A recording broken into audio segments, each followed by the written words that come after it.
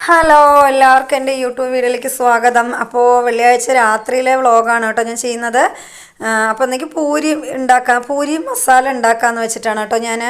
അപ്പോൾ അതിനുള്ളതൊക്കെ ഞാൻ നല്ലപോലെ റേഷൻ കടയിൽ മാവാട്ടോ ഞാൻ ഉണ്ടാക്കുക. നല്ലോണം കിട്ടും, നമുക്ക് പൂരി ആയാലും ചപ്പാത്തി ആയാലും നല്ലപോലെ കിട്ടും കേട്ടോ. കടയിൽ നിന്നൊന്നും ഞാൻ വാങ്ങാറില്ല.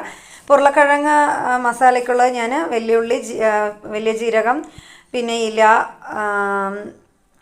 പട്ട ഗ്രാമ്പു ഒക്കെ ഇട്ട് നല്ലപോലെ വഴറ്റിയ ശേഷം കുറച്ച് വെള്ളം ഒഴിച്ചിട്ട് വേവിക്കാൻ വെക്കാം കേട്ടോ. അത് വെന്തിങ്ങനെ കുറുകി വരുമ്പോൾ നമുക്ക് ഈ വേവിച്ച ഉരുളക്കിഴങ്ങ് നല്ലപോലെ ഒന്ന് ഉടച്ചെടുത്തിട്ട് അതിലേക്ക് ഇടാം കേട്ടോ. അപ്പോൾ ഈ പരുവത്തിൽ കിട്ടും നമുക്ക്.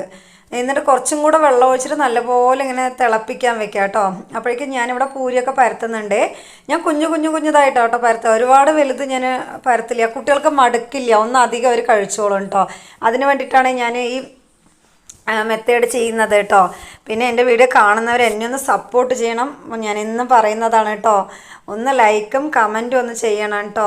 ഒന്ന് നിങ്ങളുടെ സപ്പോർട്ട് ഉണ്ടെങ്കിലേ ഞാൻ മുന്നോട്ട് പോവുള്ളൂ. അപ്പോൾ ഒന്ന് സപ്പോർട്ട് ചെയ്ത് എന്നെ മുന്നോട്ട് കൊണ്ടുപോകണം കേട്ടോ.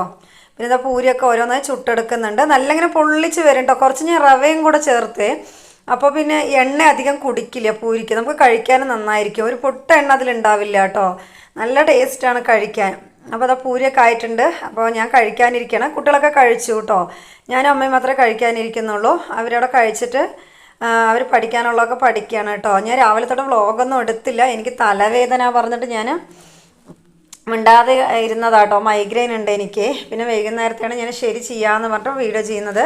പിന്നെ പാത്രം നല്ലപോലെ ഉണ്ട് കേട്ടോ. അപ്പോൾ ഇതൊക്കെ ഞാൻ കഴുകി വെച്ചിട്ടാണ്, പിന്നെ അടുക്കളയിൽ നിന്ന് തുടച്ച് വൃത്തിയാക്കിയിട്ട് ഞാൻ പോയി കിടക്കുക കേട്ടോ. അപ്പോൾ തന്നെ രാവിലെ വരുമ്പോൾ നമുക്കൊരു നല്ലൊരു സാറ്റിസ്ഫാക്ഷനാണ് കേട്ടോ.